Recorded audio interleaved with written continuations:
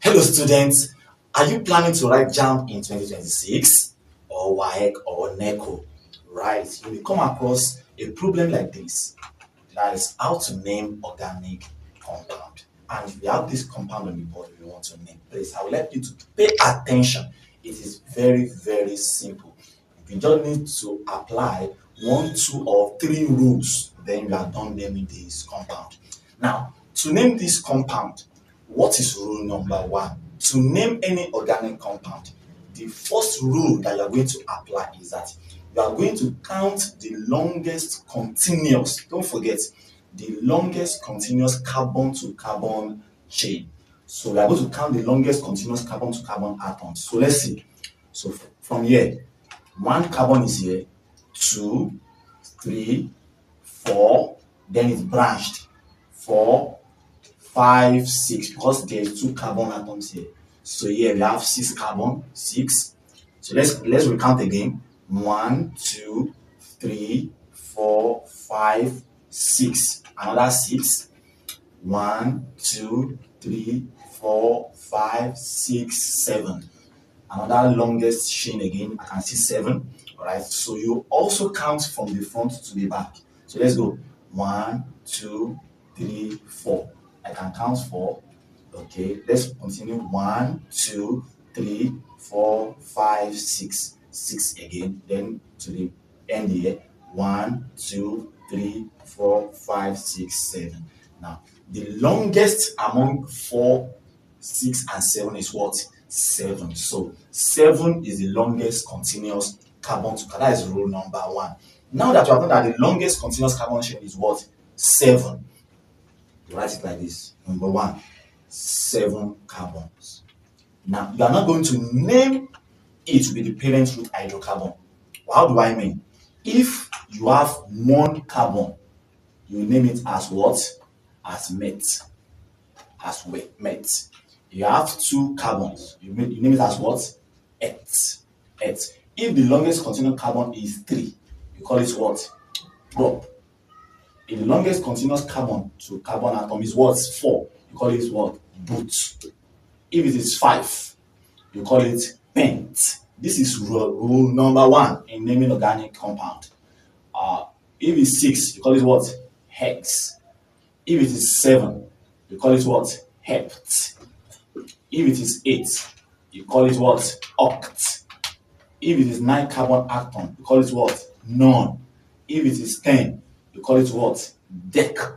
If it is 11 carbon atom, you call it what? On deck. If it is 12 carbon atoms, you call it what? Dodeck. If it is 13 carbon atoms, you call it trideck. So this is how you apply rule number 1.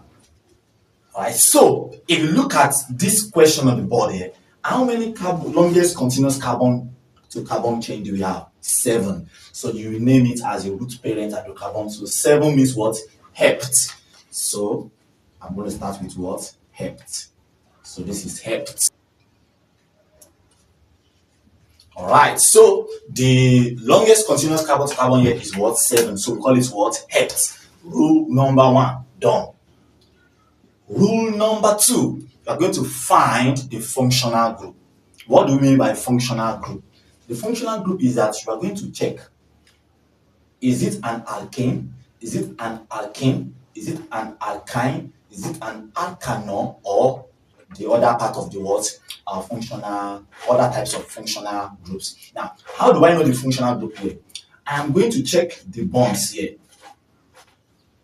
If you discover that they are just single bonds, one bonds between the carbon to carbon to carbon to carbon atoms. If you have just one bonds there, that's single bonds, the name of that compound, the name of the functional group is called alkane. So if you check it, 1, 1, 1, 1, 1, 1. So this is what? An alkane. So the functional group is what? Is an alkane. Now, this becomes hept. That is hept. Then you have add the last 3 letters of alkane to it. That's what? Heptane. So the parent root hydrocarbon here is what? Heptane. Rule number 1. Longest continuous carbon to carbon chain, 7 carbon, which is hept. The functional group alkane. How do I know that it's an alkane? Because they are just single bonds between the carbon to carbon atoms. What of if if there is a double bond there? Let's assume I put a double bond here. This is wrong, but let's assume I put a double bond here. This double bond here indicates that this is now what? Alkene instead of alkane. So let me claim it. All right. So then rule number 3. Now that's where the work starts from. Rule number 3, you are going to number the what? The carbon, the parent root hydrocarbon. You're going to number it lower numbering and upper numbering.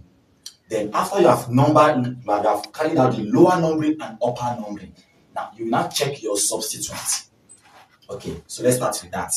So let's go. I have, using my lower numbering, this carbon will become 1, 2, 3, 4, 5, 6, and carbon number 7.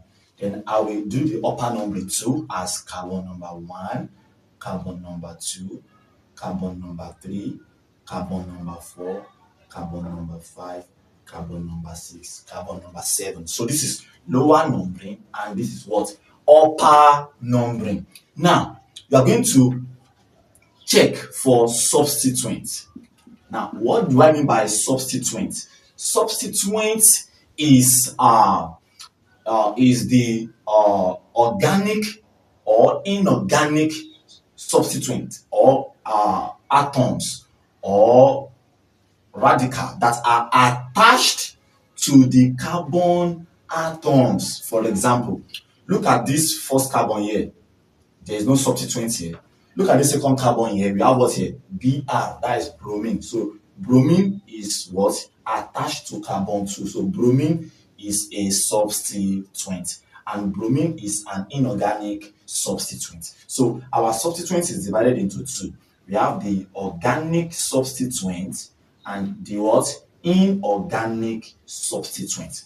What do I mean by organic substituent? The organic substituents are the alkyl group. Are the what? Alkyl group. So how do I identify alkyl group? Alkyl group are the methyl, ethyl, propyl, butyl, and so on and so forth. So anyway, you see either methyl, ethyl, propyl, they are called the organic substituents. Then we have the inorganic substituents, and they are mainly the halogens. The halogens are the inorganic substituents. Examples of the halogens are the fluorine, the chlorine, the bromine, the iodine, and the astatine, At.